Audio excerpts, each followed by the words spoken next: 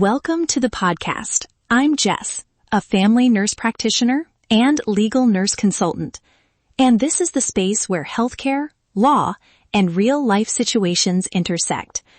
Each episode is designed to break down complex medical and legal topics in a way that's clear, accurate, and grounded in evidence, without fear, misinformation, or sensationalism.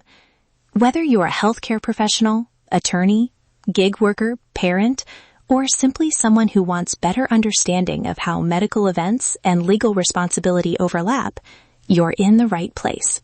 Let's get started. A close friend called me last month, voice shaking.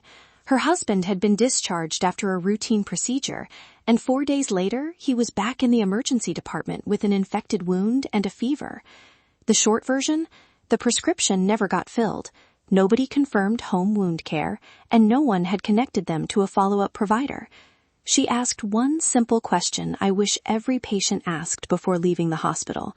Who will check on me first, and how do I reach them if I'm getting worse? That single question would have triggered a few checks that might have prevented the return trip. Today, I want to give you the practical playbook so you can ask that question and the right follow-ups with confidence. Promise and map. Here's what you'll get in the next 18 minutes. A nurse's checklist of what should be confirmed before discharge. Ready-to-use scripts to ask clinicians. The medication flags that commonly cause trouble after you get home. Clear red flags for the first 72 hours. And a printable 48-hour prep plan to share with family. By the end, you'll have at least 3 concrete actions you can take the moment discharge is on the table. Section 1. Common discharge failures and what nurses should check before you leave. Let's start with the common gaps I see every week. First, medication reconciliation failures. That's a fancy way of saying the medicines you took before admission, the ones given in the hospital, and the ones you'll take at home haven't been matched and explained. It leads to missing doses, dangerous duplicates, or medications that interact. Second, unclear written instructions. Discharge papers are often full of abbreviations and hospital jargon. Third, no confirmed follow-up. A patient leaves assuming a clinic appointment will happen, but no one scheduled it, or the referral is incomplete. Fourth, unresolved home needs. Wound supplies, oxygen, durable medical equipment, or caregiver help that weren't arranged. These gaps happen because hospitals are busy, teams are changing shifts, and paperwork systems don't always talk to each other. That's not an excuse. It's why a checklist is essential. So, what should nurses verify before you walk out the door? Here's the practical list I wish every patient knew to insist on. 1. Medication reconciliation. Confirm the name, dose, frequency, and why you are taking each medicine. Ask, which of my pre-hospital medicines are stopping, continuing, or changing? 2. Teach back. Ask a nurse to explain your wound care or inhaler steps and then repeat them back. If you can't repeat it, it needs more teaching. 3. Mobility and safety. Can you walk safely to the bathroom? Do you need a walking aid? Has the nurse assessed fall risk and arranged physical therapy if needed? 4. Wound or drain care. Show me the dressing. Let me practice changing it once and give written steps and supply lists. 5. Equipment and meds at bedside. Confirm prescriptions are printed, and if you need home oxygen or a walker, that equipment is organized or ordered. 6. Follow-up appointments. Get the date, time, provider name, and phone number, and leave with a printed appointment card or confirmation. And 7. Emergency plan. Ask explicitly, what symptoms require me to call my clinic, call 911, or return to the ED? A few tips about those checks. When the nurse says, we'll arrange follow-up, ask for specifics. Who, when, and a phone number. If a prescription is being called to a pharmacy, confirm the pharmacy name and whether prior authorization is needed. If you need a ride home, request it early. Transport services fill up fast. And finally, use teachback. It's not about testing you. It's about ensuring safety. Say aloud, I want to try it myself so you can correct me. Section 2. The 48-hour prep plan.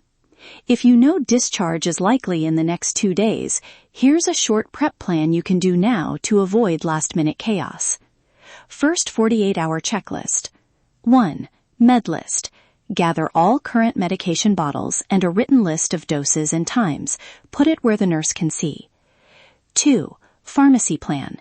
Choose a pharmacy and confirm it accepts your insurance.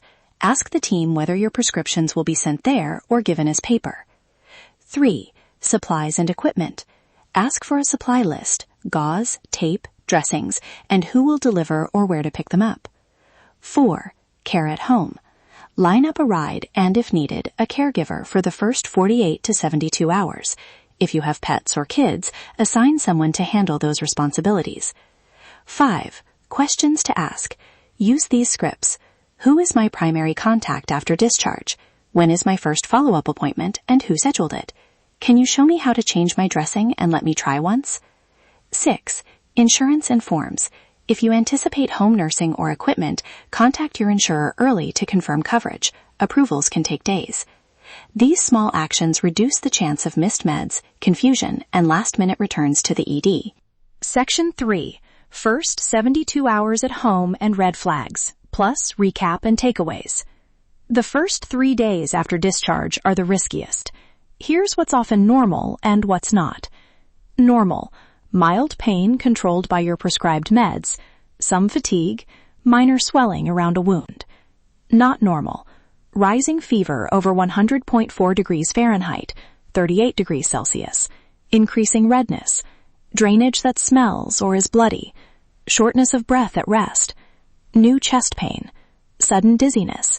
Inability to keep fluids down. Or confusion. If you see those, call your clinic or the number on your discharge papers immediately. If severe, go to the emergency department. Document symptoms. Write date, time, and what changed. Take pictures of wounds if they look worse. Photos are a clear way to show progression to clinicians.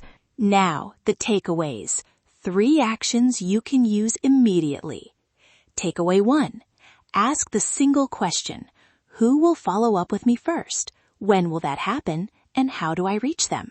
If you don't get a clear answer, keep asking until you do. Takeaway 2. Use TeachThack. Show and say back one key task, like dressing change or inhaler technique, before you leave. Takeaway 3. Prepare 48 hours in advance.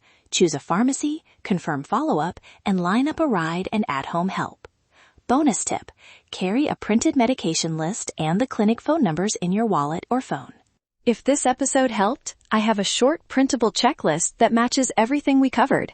It's on FAQ by nursejessicaconsulting.com under resources. Subscribe to the show so you don't miss future episodes. And if you have a discharge question or a case you'd like me to break down on the podcast, send it in. I read listener submissions and often build an episode around real scenarios. Subscribe, share, and help us get this safety information into the hands of people leaving the hospital every day. Thank you for listening. If today's episode helped clarify a medical or legal issue, or made you think differently about how emergencies and accountability intercept, that's exactly why this podcast exists. I'm Jess, a family nurse practitioner and legal nurse consultant, and I work with attorneys, organizations, and professionals who need clear medical insight in complex cases. You can learn more or schedule a consultation at facbynursejessconsulting.com. If you found this episode valuable, please share it, subscribe, and leave a review. It helps this education reach the people who need it most.